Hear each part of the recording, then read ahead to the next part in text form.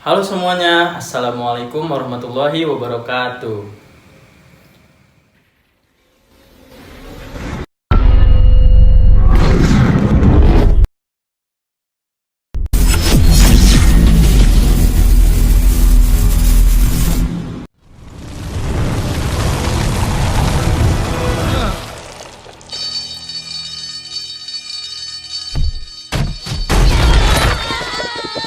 Ayo dong.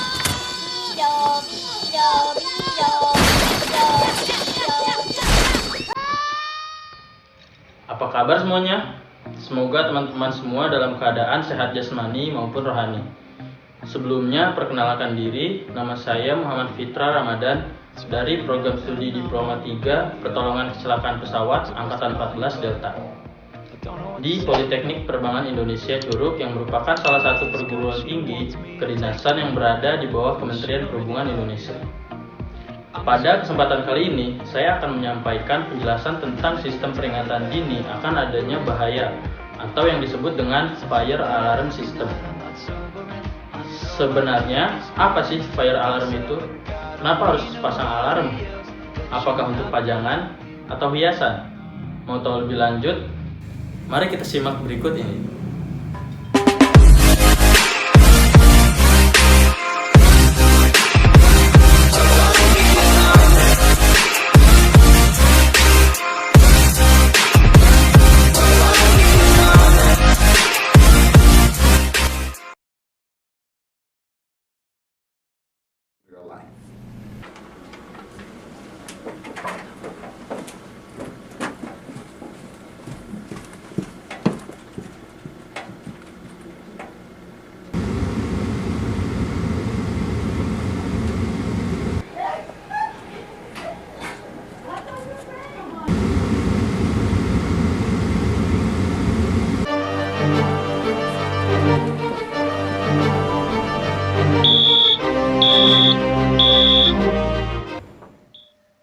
Pembangunan bandar udara, gedung bertingkat ataupun bangunan megah lainnya khususnya di perkotaan dewasa ini sangat berkembang pesat pembangunannya, baik itu milik perusahaan maupun perorangan.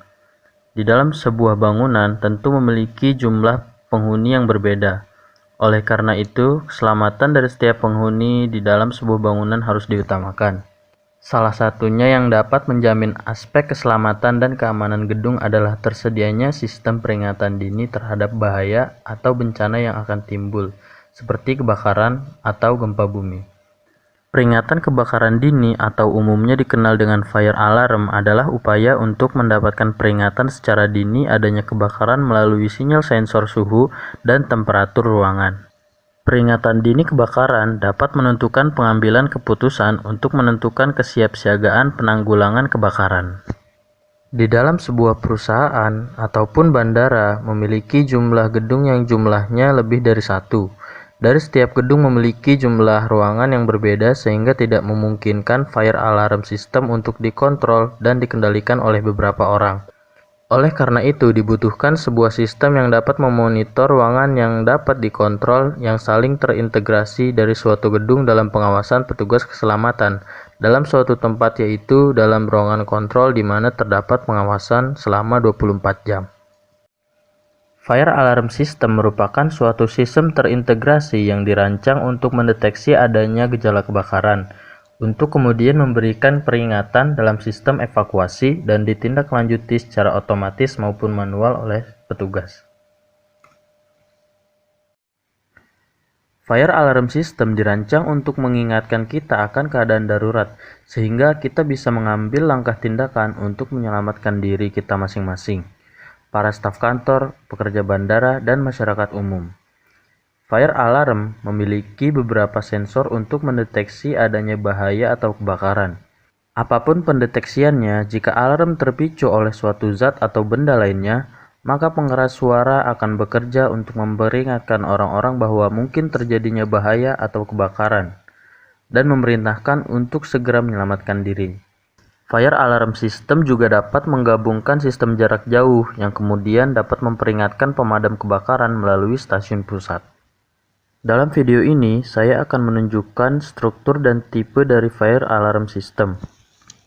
Komponen utama pada fire alarm system ialah kontrol panel fire alarm, yaitu pusat untuk semua detektor yang akan dihubungkan dan memberikan indikasi kepada pengguna.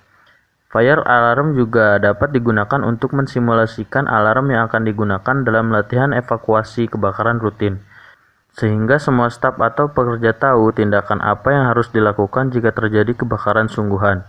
Dan inti dari fire alarm system adalah sensor pendeteksi, dari pendeteksi asap yang canggih hingga unit yang dioperasikan secara manual.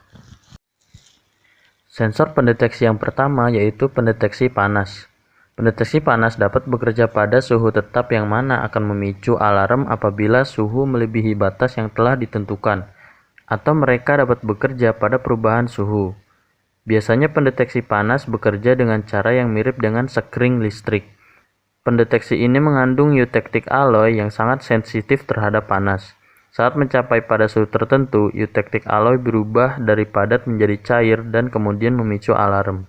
Sensor selanjutnya yaitu pendeteksi asap. Ada 3 dasar tipe pendeteksi asap, yaitu ionisasi, pengaburan cahaya, dan hamburan cahaya. Sebuah pendeteksi asap dengan tipe ionisasi pada umumnya memiliki ruang chamber. Yang pertama digunakan sebagai acuan untuk mengkompensasi perubahan suhu, kelembaban, atau tekanan di sekitarnya. Ruang kedua berisi sumber radioaktif, biasanya partikel alfa. Partikel alfa yang mengionisasi udara yang melewati tepat arus mengalir di antara 2 kutub elektron. Ketika asap memasuki ruang pada detektor, maka aliran arus akan berkurang. Turunnya aliran arus digunakan untuk memicu alarm. Pendeteksi asap dengan tipe hamburan cahaya di dalamnya beroperasi pada efek Tyndall, fotosel, dan sumber cahaya dipisahkan satu sama lain oleh ruang yang digelapkan, sehingga sumber cahaya tidak berpapasan dengan fotosel. Masuknya asap ke dalam ruang chamber menyebabkan cahaya dari sumber tersebar dan mengenai fotosel. Output fotosel digunakan untuk memicu alarm. Pada pendeteksi asap tipe pengaburan cahaya, asap menghalangi jalan antara sumber cahaya dengan fotosel. Lalu fotosel mengukur jumlah cahaya yang diterimanya. Variasi dari output fotosel digunakan untuk memicu alarm.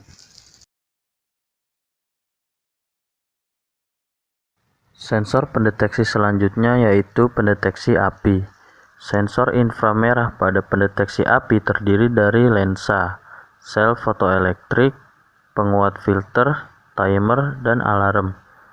Pengaturan pada lensa ini memastikan datangnya radiasi inframerah dari api lalu mengenai sel fotoelektrik.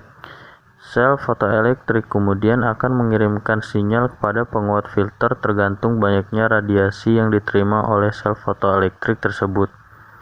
Lalu, timer akan mengaktifkan alarm setelah rentan waktu 2-15 detik. Rentan waktu tersebut untuk mengantisipasi adanya alarm yang salah.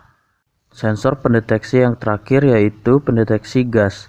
Sensor yang ada pada pendeteksi gas dipasang pada sebuah sisi, dan pemanas yang dipasang pada sisi sebaliknya. Sensor panas akan beroperasi pada suhu yang telah ditentukan. Aliran listrik pada sensor ini ditentukan oleh banyaknya jumlah gas atau elektron bebas. Pada saat sensor mengenai udara bersih, oksigen yang ada pada udara akan diserap oleh sensor dan menghasilkan sedikit elektron di dalamnya.